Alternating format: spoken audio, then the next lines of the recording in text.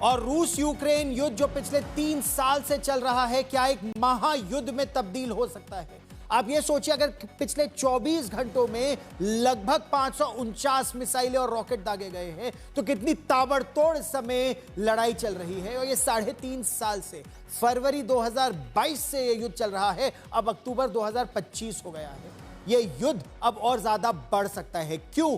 क्योंकि अब अमेरिका अपनी टोमाहॉक मिसाइल्स को यूक्रेन को दे सकता है। यह महाभारत बन जाएगा, एक बहुत बड़े रूप में महायुद्ध की आहट आने लगी है। अमेरिका के राष्ट्रपति डोनाल्ड ट्रंप ने इशारा किया है, संकेत ये दे दिया है कि वो इस खतरनाक मिसाइल को यूक्रेन को देने का मन बना चुके हैं। Sort of made up my mind, ये उनकी भाषा रही है, लेकिन एक बड़ी शर्त के साथ। ये शर्त क्या है वो भी हम आपको विस्तार से बताएंगे इस खास कार्यक्रम में। लेकिन इतना तय है कि कुछ समय पहले तक बातों का, मुलाकातों का जो प्रगाढ़ संबंध बनता दिख रहा था, अलास्का में मुलाकात का अमेरिका और रूस के बीच जो बातें चल रही थी, अब इस एक मिसाइल को, और लगभग $1.5 मिलियन से $2 मिलियन की एक मिसाइल की लागत है, जिस मिसाइल को चलाना यूक्रेन को अभी आता भी नहीं है। तो इसके लिए अमेरिका के विशेषज्ञ भी चाहिए होंगे और मिसाइल लॉन्चर भी चाहिए होंगे, टाइफून मिसाइल लॉन्चर। विस्तार से आपको एक खबर हम बताएंगे, लेकिन एक बात तय है,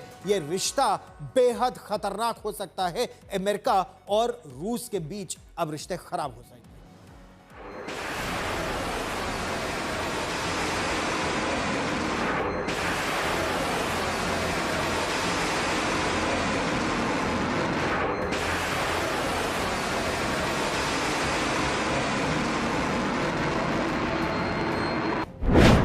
क्या तबाही के नए मंजर को मिल गया है ट्रंप का ग्रीन सिग्नल?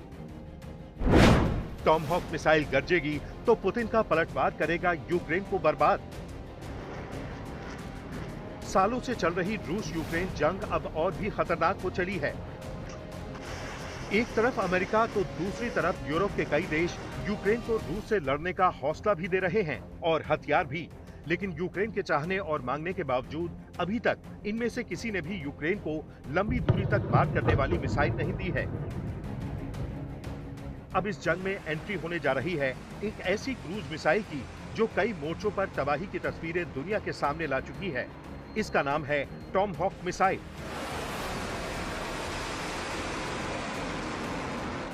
पच्चीस 2500 किलोमीटर तक निशाना साधने वाली इस मिसाइल को लेकर पिछले हफ्ते भर से वॉशिंगटन, कीव और मॉस्को की फिजाओं में कई सवाल तैर रहे हैं। दुनिया भर में इस बात को लेकर डर है कि अगर यूक्रेन को अमेरिका ने ये मिसाइल दे दी और रूस की सीमा के अंदर इसका प्रयोग कर लिया गया तो रूस का पलटवार तबाही की नई इबारत लिख सकता है। हर किसी की नजर इस पर भी थी कि अमेरिका के राष्ट्रपति ट्रंप इस मिसाइल के बारे में क्या फैसला लेते हैं।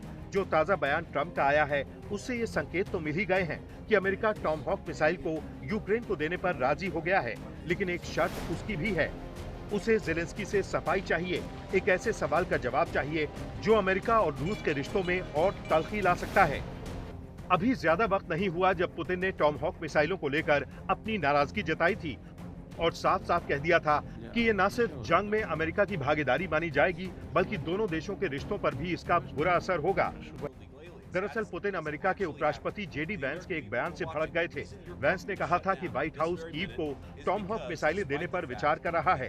एक मिसाइल की कीमत करीब 11.5 करोड़ रुपए है। ये उतनी आधुनिक तो नहीं है, लेकिन निशाना साधने में बेहद खतरनाक। सालों से चल रही रूस और यूक्रेन की जंग में हर रात आसमान मिसाइलों से गरजता है। ट्रंप और पुतिन और फिर ट्रंप और ज़ेलेंस्की की मुलाकातों का भी तबाही के कम होने पर कोई असर नहीं दिखा है, बल्कि अब दोनों ही देश रिहायशी इलाकों के साथ साथ तेल और ऊर्जा ठिकानों पर भी चुन चुन कर हमले बोल रहे हैं। आज तक ब्यूरो। दोनों तरफ से पिछले 24 घंटों में जो हमले हैं वो ताबड़तोड़ और तेज हुए हैं। लेकिन ये टोमाहॉक क्रूज मिसाइल, ये एक तरह से गेम चेंजर यूक्रेन के लिए साबित हो सकती है। यानी इससे इस युद्ध में और ज्यादा उबाल आ जाएगा। क्यों? ये दरअसल शिप लॉन्च, समुद्र से दागी जाने वाली क्रूज घातक मिसाइलें हैं टोमाहॉक क्रूज मिसाइल, आपको याद होगा ये किस तरह से इनका इस्तेमाल गल्फ वॉर में भी हुआ था। ये 1800 से 2500 किलोमीटर दूर तक वार करने में पूरी तरह से सक्षम है। अच्छा, ये क्योंकि क्रूज मिसाइल्स हैं तो ये बहुत ऊंची नहीं जाती, इनको रेडार पे देख पाना बहुत खतरनाक, बहुत मुश्किल होता है। और ये खतरनाक तरीके से, हालांकि सबसोनिक मिसाइल है, तो ये सबसोनिक मिसाइल 2500 किलोमीटर दूर जाकर किसी भी ठिकाने को ध्वस्त कर सकती है। ये फ्रैगमेंट भी हो सकती है, इसमें मल्टीपल वॉरहेड्स भी होते हैं, सिंगल वॉरहेड्स भी है। ये लो ऑल्टीट्यूड उड़ान और दूर तक निशाना भेदने में सक्षम रहती है, इसीलिए रेडार पर इसको देख पाना मुश्किल होता है। दूसरा, ये एंटी मिसाइल सिस्टम को भेदने में भी सक्षम रहती है, क्योंकि बैलिस्टिक मिसाइल ऊंची जाती है तो वो रेडार पर नजर आती है। क्रूज मिसाइल धरती को बिल्कुल थोड़ा ट्री टॉप लेवल के ऊपर जाते हुए ये ध्वस्त कर सकती है। इराक और अफगानिस्तान और सीरिया में ये अपनी ताकत दिखा चुकी है। लेकिन आप ये सोचिए, ये लक्ष्य की लोकेशन में बदलाव के बाद भी काबिलियत में इसकी कोई कमी नहीं आती, यानी ये लॉइटर कर सकती है किसी भी टारगेट के ऊपर, टारगेट को देख सकती है और फिर वार करने में पूरी तरह सक्षम है। सबसोनिक मिसाइल है, यानी आवाज की गति से तेज नहीं है, लगभग 880 किलोमीटर प्रति घंटा की रफ्तार से ये उड़ती है। सबसोनिक मिसाइल है ये, लेकिन अचूक वार करने में पूरी तरह से सक्षम। टाइफून रॉकेट लॉन्चर्स चाहिए होंगे, मिसाइल लॉन्चर्स चाहिए होंगे यूक्रेन को। क्यों? क्योंकि यूक्रेन के पास वो जहाज नहीं है जिनसे इसको लॉन्च किया जा सके, और इसीलिए रूस की चेतावनी यह है कि इसका मतलब अगर ये टाइफून रॉकेट लॉन्चर मिसाइल देते हैं तो इसका मतलब ऑपरेटर्स भी अमेरिका देगा, यानी अमेरिका इस युद्ध में सीधे तौर पर शामिल हो रहा है।